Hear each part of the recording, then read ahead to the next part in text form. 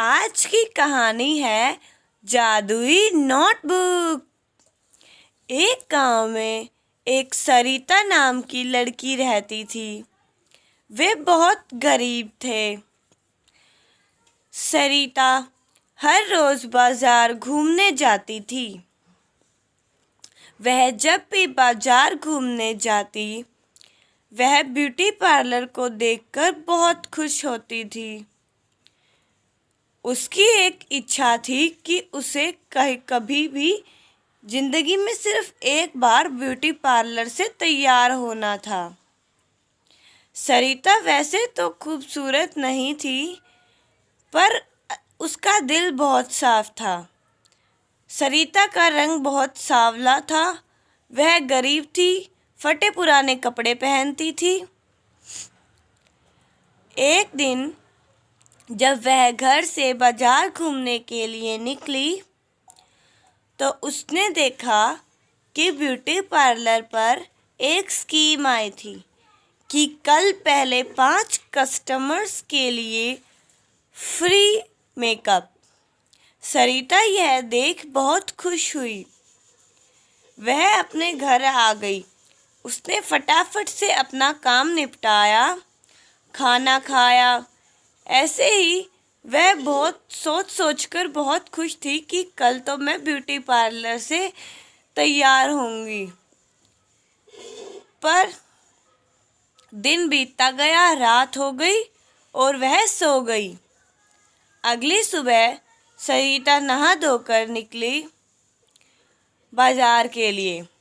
उसने देखा कि आज पहले 5 कस्टमर्स के लिए मेकअप फ्री है।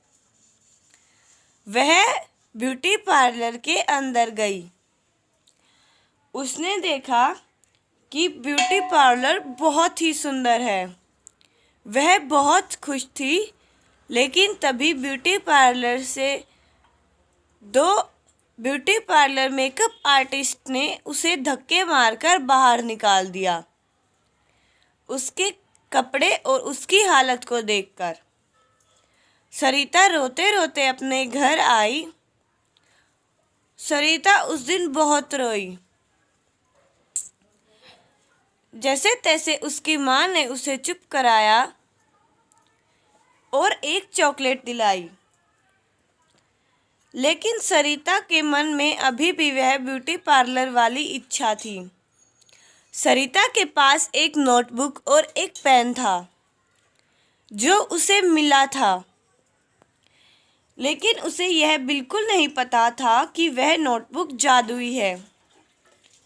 अगले दिन जब सरिता ब्यूटी पार्लर के बारे में सोच रही थी, तो उसने सोचा कि मैं बड़ी होकर एक अच्छा सा ब्यूटी पार्लर खोलूंगी, जिसमें किसी भी गरीब व्यक्ति की कोई इंसल्ट नहीं होगी और वह सबके लिए समान होगा। वह यह सोचते सोचते उसने एक ब्यूटी पार्लर की ड्राइंग उस नोटबुक पर बनाई। फिर वह उस नोटबुक को बंद करके चली गई। जब उसने देखा कि उनके घर के पीछे बिल्कुल उसी प्रकार का एक पार्लर बना हुआ है जो उसने नोटबुक में बनाया था, वह यह देखकर बहुत खुश हुई और भागकर अंदर गई और नोटबुक और पेन लेकर आई। अब सरिता को पता चला कि यह इस नोटबुक का ही जादू है और उस दिन जादुई नोटबुक का राज खुला। वह ब्यूटी पार्लर के अंदर आई और जिस प्रकार का सामान उसे चाहिए था, उसने उन सब की ड्राइंग बनाई और वह वहां आता गया। फिर सरिता ने अपनी माँ के लिए साड़ी, पिता के लिए भी अच्छे कपड़े और खुद के लिए भी अच्छे कपड़े बनाए और वह भी आ गया। उसके मन में कोई ज़्यादा लालच नहीं था। उसने कोई महल या कोई बड़ा बंगलो बनाने की बजाय सिर्फ अपने लिए एक पक्का घर मांगा। अब सरिता के पास अपना एक छोटा सा सुंदर सा घर था और एक अच्छा सा ब्यूटी पार्लर, जिसमें वह गरीबों के लिए फ्री रखती थी। उसे यह बहुत खुशी मिलती थी जब कोई भी इंसान उसके ब्यूटी पार्लर में आता तो वह उसे एक गिफ्ट भी देकर भेजती थी।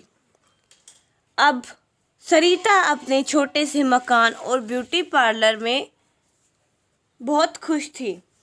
वे सभी खुशी खुशी रहने लगे।